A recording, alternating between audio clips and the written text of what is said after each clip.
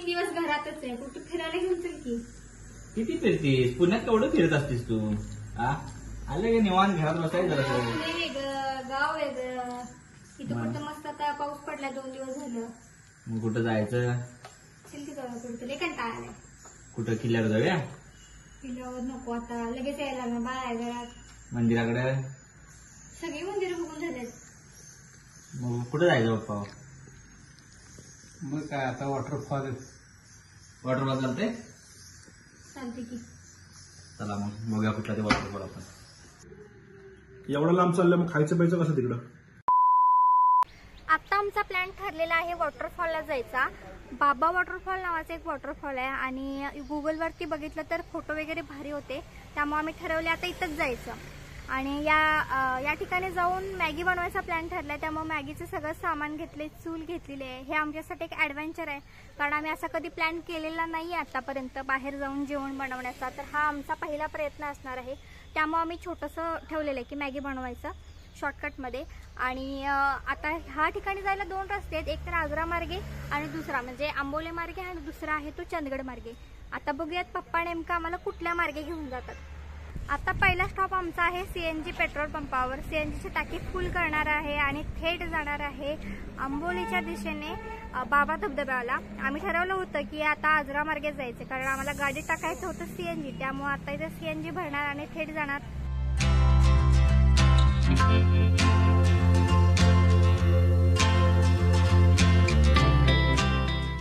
आमचा दुसरा स्टॉप आहे आंबोलीजवळ आणि आंबोलीचं हे स्टँड आहे आणि याच्या समोरच फेमस असे खेकडा भजी मिळतात. आता आम्ही ती ऑर्डर दिली आहे.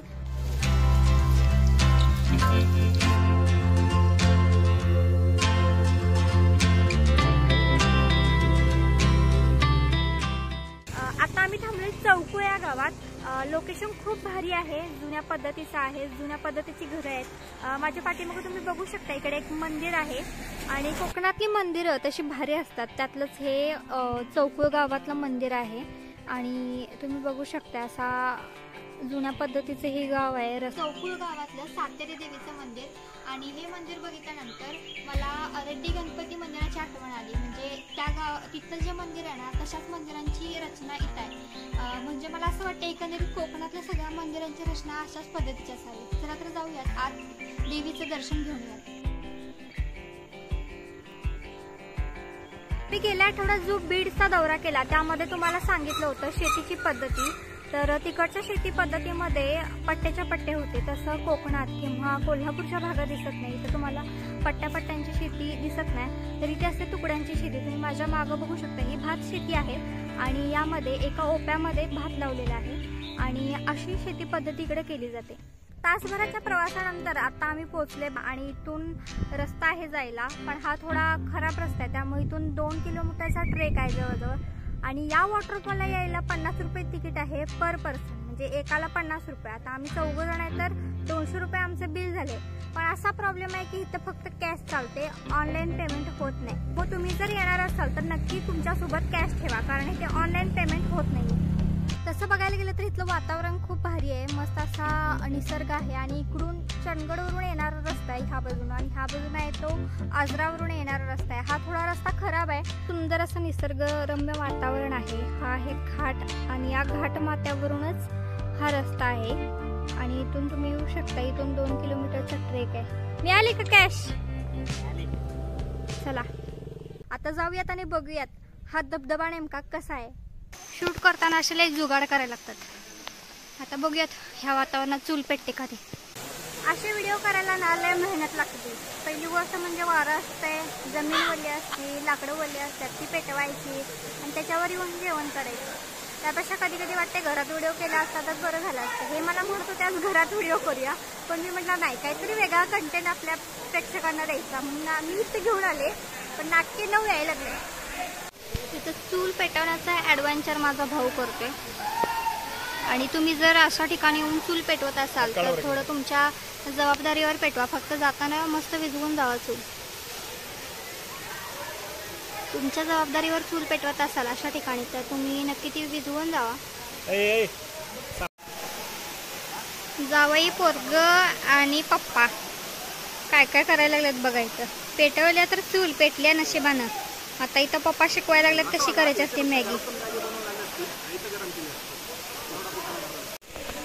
वा रे माझे फूड ब्लॉगर. मेहुण्याला आणि सासऱ्याला काम लावले आणि स्वतः जावई बघा निवांत बघत बसलेत. लाडाचं जावई. मग लाडाचं जावई योजना काढा. वा रे वा. असते की लाडा जावं योजनेमध्ये त्यांना महिन्याला एक ट्रिप इकडे असते आणि मटण आणि चिकन असते. मटण आणि चिकन असते होय फुकाट. अरे पण लाडकी बहीण योजनेत काहीतरी द्या. ते शिंदेकडनं घ्यायचे. आम्हाला काय नाही. अजितदादांच्याकडनं घ्यायचं लाडक्या बहिणी. मॅगी उकळायला टाकलेली आहे आणि हा आहे समोरचा धबधब्याचा व्ह्यू. मस्त वातावरण झालंय गार. त्यात अशी गरमागरम मॅगी. वा. मेहुण्याच्या अथक प्रयत्नानंतर शेवटी मॅगी बनलेली आहे. मेहुण्याचा घाम गाळून ही मॅगी तयार झाली बघू शकते. चला आता या मॅगीचा आस्वाद घेत. आमची मॅगी खाऊन झालेली आहे आणि आम्ही आणलेला कचरा हा आम्ही सोबत नेत आहोत. कारण इथं बघू शकता तुम्ही बऱ्याच लोकांनी कचरा टाकलेला आहे. त्यामुळे आम्ही ठरवलंय की म्हणजे तुम्ही इथे जर आलात कुठल्या पण नैसर्गिक ठिकाणी तर स्वतः आणलेला कचरा स्वतः घरी घेऊन जा. बाबा धबधब्याचा एक्सपिरियन्स सांगते खूप भारी होता. आणि महाराष्ट्रापेक्षा कर्नाटकातील लोक हा धबधबा बघायला भरपूर आले होते आणि मॅगी बनवून तिथं खाल्लेली आहे. मस्त एक छोटी ट्रिप फॅमिली ट्रिप करायची असेल तर लोकेशन खूप भारी आहे. आणि कोल्हापूरकरांसाठी किंवा गडिंग्लज चंदगड आजरा या भागातल्या लोकांसाठी हे एक जवळचं ठिकाण आहे. तुम्ही आंबोली धबधबा बघण्यापेक्षा या धबधब्याला पटकन येऊन जाऊ शकताय. त्याचबरोबर इथं कावळेसात पॉईंट सुद्धा तुम्हाला आजरा रोडनं आल्यानंतर बघायला मिळेल. 2 तासाच्या ट्रेक नंतर आता आम्ही ब्रेक घेतलेला आहे साई प्रसाद हॉटेलमध्ये. इथं नाश्ता करायला थांबलो आम्ही. आणि इथली स्पेशालिटी आहे आंबोळी उसळ आणि मिसळ. आणि इथल्या मिसळमधले एक व्हरायटी तुम्हाला बघायला मिळेल ती म्हणजे इथल्या मिसळमध्ये स्प्राऊट नाही आहेत म्हणजे कुठल्या प्रकारचे मोड आलेले कडधान्य नाही आहेत. तर काळे वाटाणे आणि काळे छोले यांच्या उसळमध्ये आणि मिसळमध्ये सुद्धा तुम्हाला बघायला भेटेल. जर तुम्ही कधी आंबोली रोडनं आलात तर नक्की या हॉटेलमध्ये ट्राय करा. दिवसभराचा सगळा प्लॅन आज एकदम मस्त झालाय. आणि एवढा प्रवास करून त्यात पाऊस आल्यामुळे भिजून फार कंटाळा आलाय. घरी आले पहिल्या म्हटलं मम्मीला जेवायला वाढ. सगळ्यांनी मस्तपैकी जेवण केले पहिल्यांदा. सगळ्यात महत्वाची गोष्ट म्हणजे इंस्टाग्रामला स्पायसी केकचे 200K फॉलोअर्स झालेले आहेत. त्याबद्दल तुम्हा सर्वांचे खूप खूप आभार. हा सगळा प्रवास करून खूप कंटाळा आलाय त्यामुळे आता झोपी जाणार आहे. आजच्या भागात इथेच थांबूयात. भेटूयात उद्याच्या भागात. शुभरात्री.